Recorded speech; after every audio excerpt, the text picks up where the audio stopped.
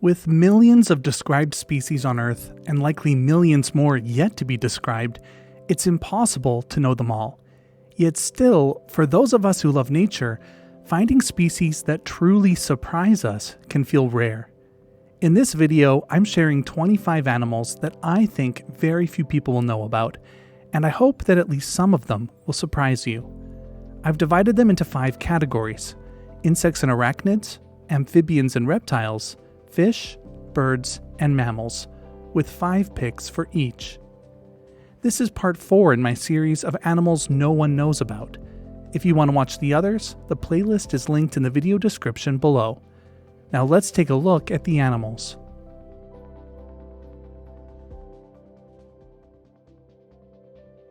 In the world of terrestrial arthropods, millions of species would be unfamiliar to the average person.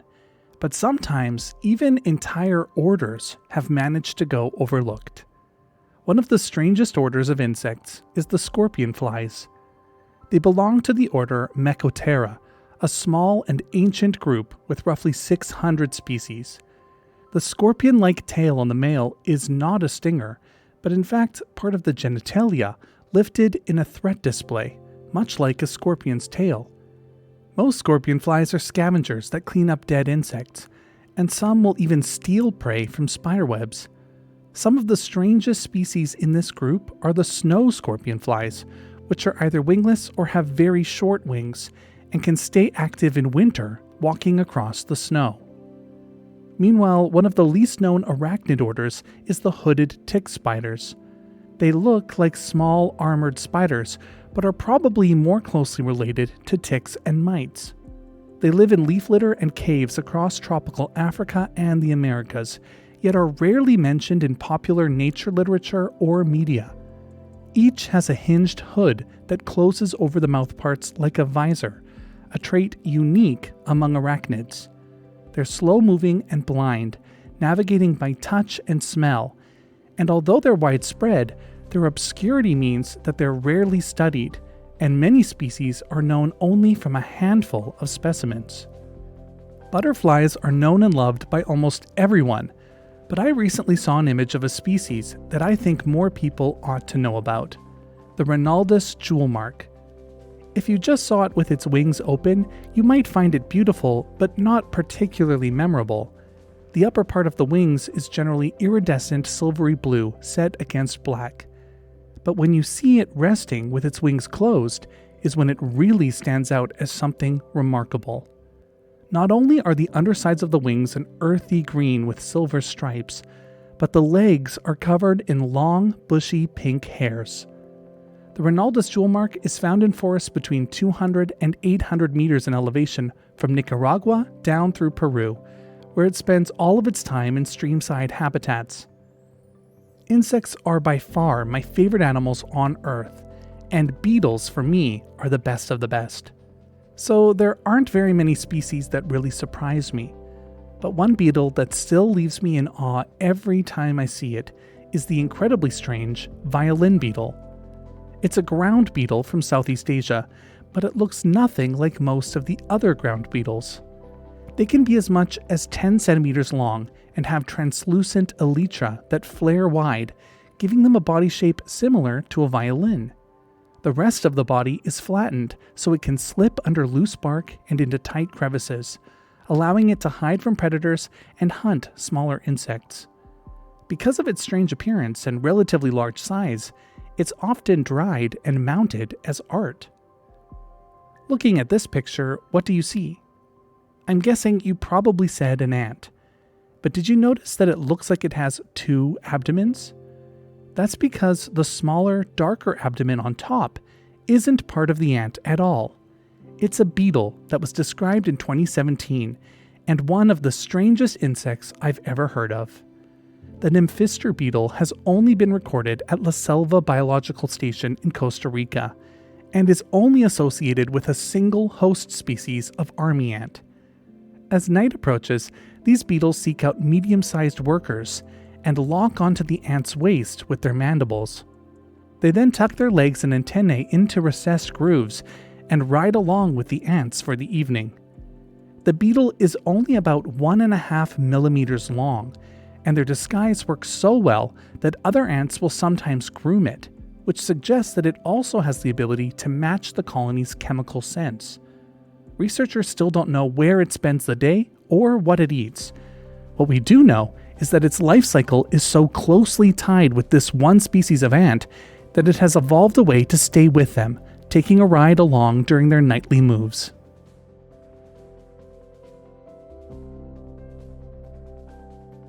For amphibians and reptiles, there are plenty of species that might surprise you, especially if you aren't really in the world of keeping them as pets. In the leaf litter of the Amazon live the disc frogs. They survive out of sight, and only when it rains can they be heard making calls from beneath the soil that sound like faint electronic beeps. Their bodies are short and round, they have small forelimbs, and they have strange, drooping snouts. They're incredibly small, with the largest species measuring about 40 millimeters from snout to vent. There are 10 known species, and because they're so small and live below the surface, the first 2 weren't described until 1975. A third species was described in 1977, but the other 7 went unnoticed for decades, not being described until 2021, 2022, and 2023. Almost nothing is known about their day-to-day lives, and there may be many more species of these strange small frogs left to be discovered. Up in Central America, the Yucatán Peninsula has its own species of frog with a strange snout. Yucatán casque-headed tree frogs can't be missed. The skin on their heads is fused to their skulls, forming a bony casque. In dry weather, they retreat into tree holes and use their odd casques to seal the entrance, a behavior called phragmosis, which helps protect them from losing water and from being eaten by predators. When the rain comes, the males sit on low branches and begin calling for a mate, a call which happens to sound a bit like a quacking duck. They are widespread across the Yucatán Peninsula of Mexico and neighboring Belize, Honduras, and Guatemala. The spotted lightbulb lizard is a small, secretive species found in the Andes Mountains of southern Ecuador.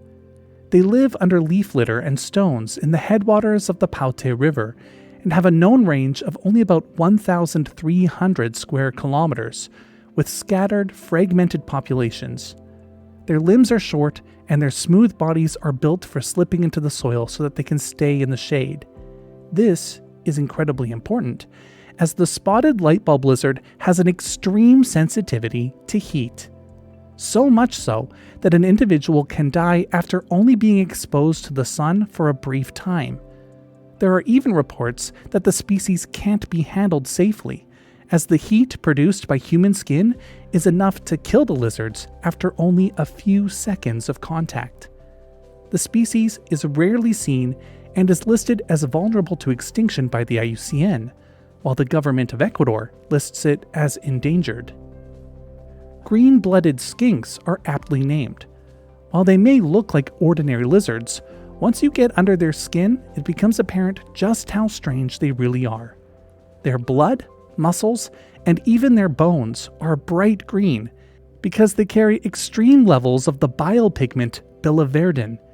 In fact, they carry it in concentrations that would be toxic to most other vertebrates. They're native to New Guinea and some nearby islands, and the green blood is hypothesized to protect them from contracting malaria or possibly offer some sort of chemical defense. Some species also have small, bristle-like hairs on their toe pads known as setae, which make their feet similar to some species of gecko or anole. This helps them to live arboreal lives, a trait that isn't common among skinks. Over in the moist forests and swamps of Southeast Asia, the dragon snake is anything but ordinary. This slender species is charcoal gray and has 3 raised rows of keeled scales, giving it a texture akin to the armor of a mythical dragon. It's nocturnal, spending nights hunting frogs, tadpoles, and small fish along stream edges, while by day it hides in dark leaf litter or muddy burrows near the water. When threatened, it freezes and stiffens its whole body, a very peculiar defense tactic. Although seldom seen, it appears to tolerate disturbed habitats like rice fields, which are common across the Malay Peninsula and Greater Sunda Islands where it lives. Because the species fares poorly in captivity, it isn't widely kept as a pet, which helps keep collection pressure low. Because of this, combined with its broad range and its ability to adapt, it's currently listed as least concern by the IUCN.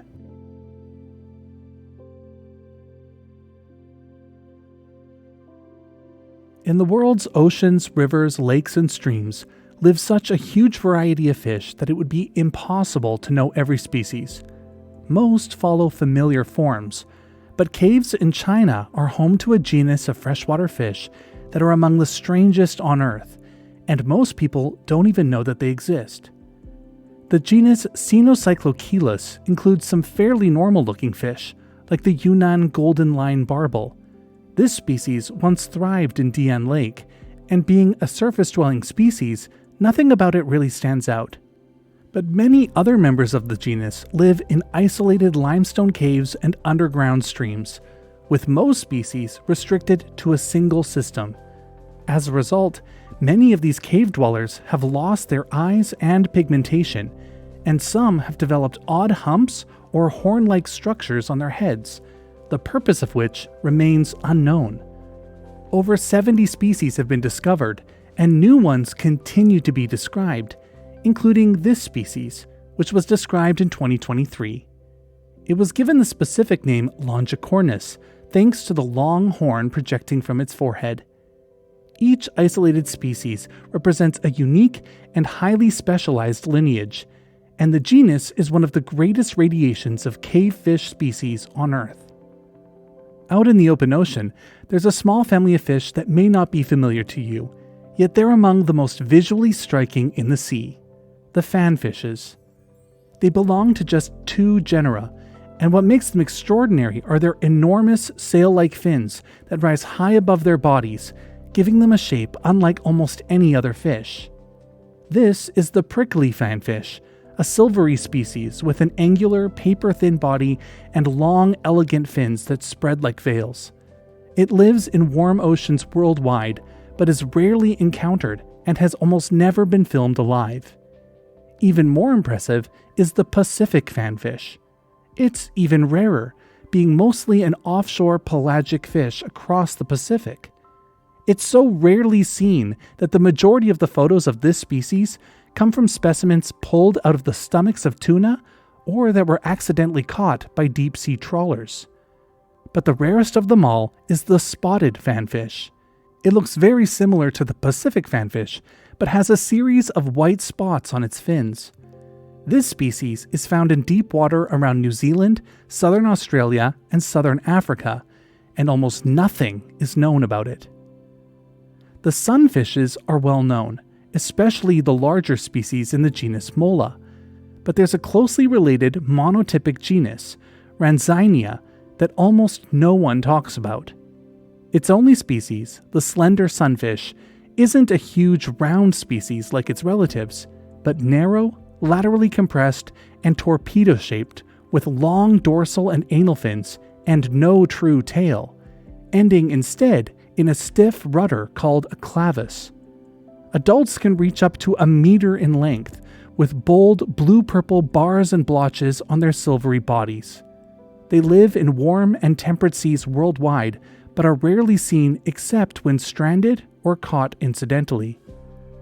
Down in the deep sea lives another unusual flattened fish, the Deepwater Flounder. Most flounders are rather plain, being modeled for camouflage, and this species is no different, except for the addition of an impressive and strange fin. Unlike other flounders, its body isn't perfectly flat, and it tends to swim more than other species and bury itself in the sediment less. It's believed that this strange fin helps it to maintain lift and stability while it swims. It likely also plays a role in helping it avoid predation by making its true body shape more confusing. Going even deeper, the deep sea is home to a fish with one of the strangest visual systems ever found. The Brownsnout Spookfish may look fairly normal in scientific drawings, but images of living individuals show just how strange it really is. The species has upward-facing tubular eyes to watch the faint light from above, but each eye also carries a downward-facing diverticulum that forms images using a mirrored surface instead of a lens, making it the only known vertebrate to use a mirror to focus light. Its body is long, delicate, and translucent, with a transparent dome over its eyes, making it somewhat similar in appearance to the better-known barrel-eye fish.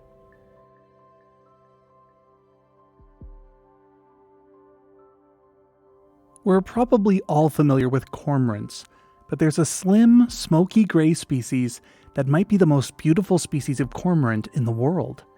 The red-legged cormorant is unmistakable, having a dusky gray body, silvery speckled wings, an orange and red bill, and bright red legs.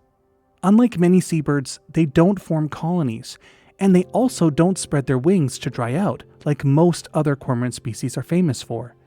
They hunt close to the shore near kelp and rocks, and can be found on South America's Pacific coast from Peru down through Chile, with another small population on Argentina's southern Atlantic coast. The species is near threatened, with a small population and declining numbers that's been linked to fisheries bycatch and persistent disturbance on the cliff sites that they inhabit. It's estimated that fewer than 15,000 survive in the world, with around 70% of those in Chile. Further inland, Patagonia has a goose that's built for the wind and rain. The ashy-headed goose is smaller than many geese and easy to recognize, with its pale gray head, rusty brown upper chest and back, and striking black and white barring across the flanks. The species favors forest edges, boggy meadows, and lake shores, where it spends a lot of time using reed beds and low shrubs for cover.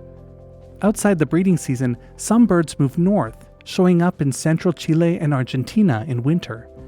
While the ashy-headed goose can swim well, most of its day is spent walking and feeding on grass close to the water. In the Caribbean, there's a group of birds that almost look fake, the toadies. They belong to a family of small, brightly colored birds that are found only on the islands of the Greater Antilles. They're closely related to motmots, kingfishers, and rollers, and like their relatives, they sit motionless on low branches, then dart out in a flash to snatch up prey like insects before returning to their perch.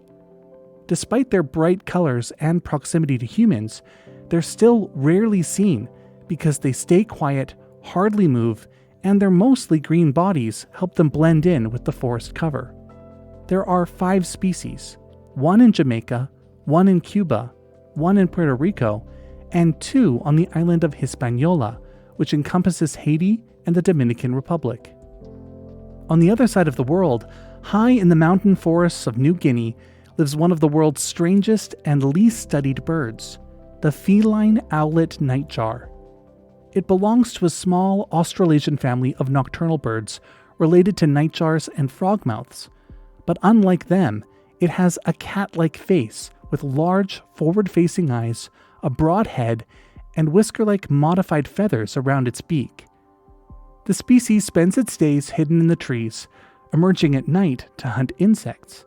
It's the largest species of owlet nightjar, and it's found only in the mossy cloud forests above 1,000 meters in elevation on the island of New Guinea. The larger toucan species are also fairly well known. The arasaris not as much, and perhaps the strangest species of aracari is found in the Amazon rainforest of Brazil, Bolivia, and Peru, the curl-crested aracari. It's instantly recognizable by the shiny, curly black feathers that cover its head, making it almost appear as though it has a perm or is wearing a wig. These strange feathers may help individuals recognize each other or play a role in courtship, but the precise function remains unknown. They have a similar texture to curled ribbon or cassette film, and are different enough from other arasaris that they form their own monotypic genus. They live in groups of up to 12 birds that move noisily through the canopy in search of fruit, nest in tree cavities, and thankfully remain fairly common through much of their range, though deforestation and hunting are likely causing the population to decline.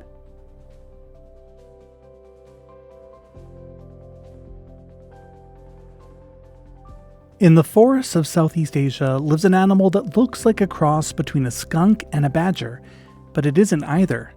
The Sunda stink badger, also known as the teledu, was once thought to be most closely related to Old World badgers, hence its name. But recent genetic studies have shown that it shares a more recent common ancestor with the New World skunks, and it's now placed with them in the family Mephietidae. They can be found on the islands of Java, Sumatra, and Borneo, where they spend their nights digging through soil for worms, insects, and roots. Just like skunks, stink badgers can spray a foul-smelling liquid when threatened, powerful enough to be smelled hundreds of meters away, and their black and white pattern serves as a warning of this defense mechanism. It's a shy and solitary animal, rarely seen and still not well studied in the wild. The only other species of stink badger is the Palawan stink badger, found on the Philippine island of Palawan as well as a few other nearby islands.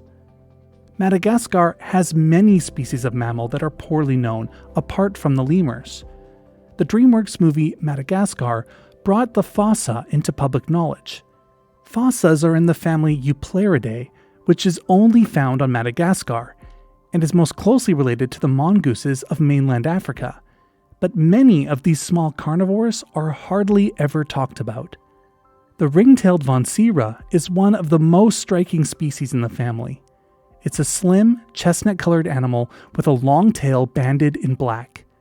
They're found in the humid forests of eastern Madagascar, where they're active by day and highly agile, spending time both in the trees and on the forest floor, hunting for small animals and eggs. While still relatively common along the mountainous eastern side of the island, they've been in decline since the 1980s due to habitat loss, hunting, and competition for food with the introduced small Indian civet. The family Eupleridae also contains two species of phalanook, which are far less conspicuous and look like a mixture of a mongoose and a civet. Unlike the predatory Vansira, the phalanook feed mostly on earthworms and larvae, using their narrow snouts and reduced teeth to probe through soil and leaf litter.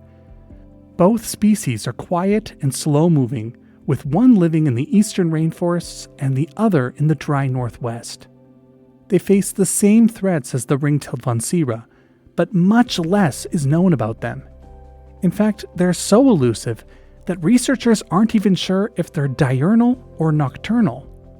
The eastern phalanook has been assessed as threatened, while the more recently described western phalanook is listed as endangered. South America is also home to some mammals that you may not have heard about, the vizcachas. They're in the same family as the chinchillas, and some species look quite similar. Of the 5 living species of vizcacha, 4 live high in the Andes. The mountain vizcachas have soft fur and large ears, and they spend their lives among rocky slopes and cliffs. The most recently described species is the Ecuadorian vizcacha, which was only discovered in 2005. It's so rare that only a handful of photos of the species can be found online, and it's estimated that only a few dozen survive in the world. Meanwhile, down on the grasslands of Argentina, Paraguay, and Bolivia lives the plains vizcacha. This large, burrow-dwelling species is highly social, living in large colonies that can stretch across wide areas of grassland. They have black and gray facial markings and smaller ears than other vizcacha species. But perhaps their strangest behavior is their affinity for collecting branches and rocks to cover their burrow entrances. They sometimes also collect bones, and when found in proximity to humans, they'll actually collect a variety of man-made objects to bring back to their burrow entrances. In Australia's arid interior lives one of the smallest marsupials in the world, the Plocident planigale. This tiny marsupial predator is smaller than most species of mouse, weighing less than 6 grams, and is able to squeeze through cracks only a few millimeters wide. Like other planigales, it's nocturnal, preying on insects, spiders, and small vertebrates, even able to tackle prey almost as large as itself. Possident means few-toothed, which is what sets this species apart from other planigales. The possident planigale has just 6 teeth on its lower jaw, fewer than any other marsupial. It's rarely seen due to its secretive habits and the remote, sparsely populated areas that it inhabits. It's so elusive that it wasn't even scientifically described until 1972. The species is considered threatened in some parts of its range, not only because it's hunted by introduced predators like foxes and cats, but because it's also small enough to be consumed by the much larger introduced cane toad. And that's it for this week's video. How many of these species were new to you? And don't forget that if you enjoyed learning about these obscure animals, I have 3 other videos linked below that you can check out. I need to say a special thanks to my patrons. Without their ongoing support, I wouldn't be able to make a video like this every week. If you want to support the channel, consider joining us on Patreon. The link is in the video description below.